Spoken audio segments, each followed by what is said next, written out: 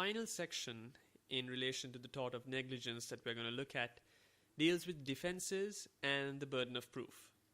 Now, there are several defenses that a defendant can rely on, so we'll look at each of them in turn.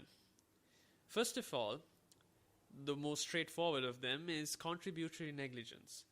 And where this comes in is, for instance, if the claimant contributes to the accident or in some way, shape or form, the claimant increases the damage, as was seen in Baker and Willoughby.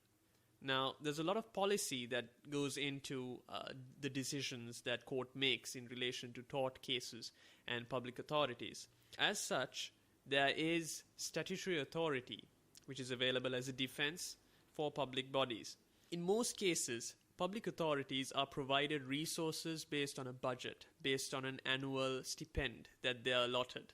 As such, when a claim is being brought by a person, such as in X and Bedfordshire County Council, a case we looked at during duty of care, the resources which have been allocated to the public body comes into question. For instance, the claim by the claimant, if it deals with the selection of the resources itself, which is outside the purview of the public body and it's pretty much handed over to them, policy dictates that there will be no liability imposed on the public authority, on the public body. However, if it deals with the actual usage of the resources, perhaps the fact that the public authority had inappropriately used it or not used it at all, then that falls outside the policy because the provision has already been made and therefore liability may apply. An interesting quotient in defenses is illegality. This is where the claimant himself has committed a crime in relation to the claim that he himself is claiming. The defense of illegality might apply against him. So, for instance, in Valino, the claimant was actually escaping arrest, escaping custody by police officers, and he jumped off his own window. So he claimed damages from the police for not, quote-unquote, stopping him from jumping off. As I said, it's an interesting case. Have a look at it. The final defense that we're going to look at is voluntae, or to be accurate, voluntae non fit injuria. Basically, what voluntae states is where the claimant was aware and voluntarily took part in the activity which caused the purported tort, he or she might not be afforded a claim by way of a defense by the defendant of voluntae. Now, in Kirkham and Chief Constable of Greater Manchester, which was an unfortunate case of suicide by a person in custody, it was decided on different facts, but what was stated was where consent is freely given and the person who gave consent was mentally capable of giving it, there is assumption that voluntae exists as a defense. An appropriate instance where voluntae can be used is in relation to sports, as seen in Sims and Lee Rugby and Football Club.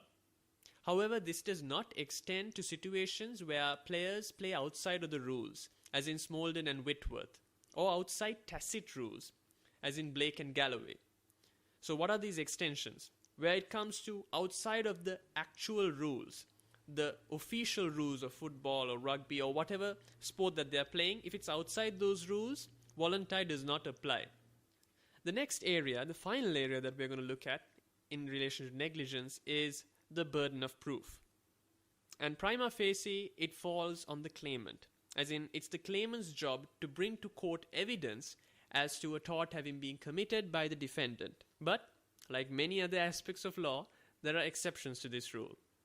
An interesting principle in relation to the tort of negligence is the res ipsa locutor principle. Basically, what this principle states is, where there is no other direct evidence and no other means of it occurring but the way it occurred by the defendant, there is no need of specific proof and the burden need not fall on the claimant.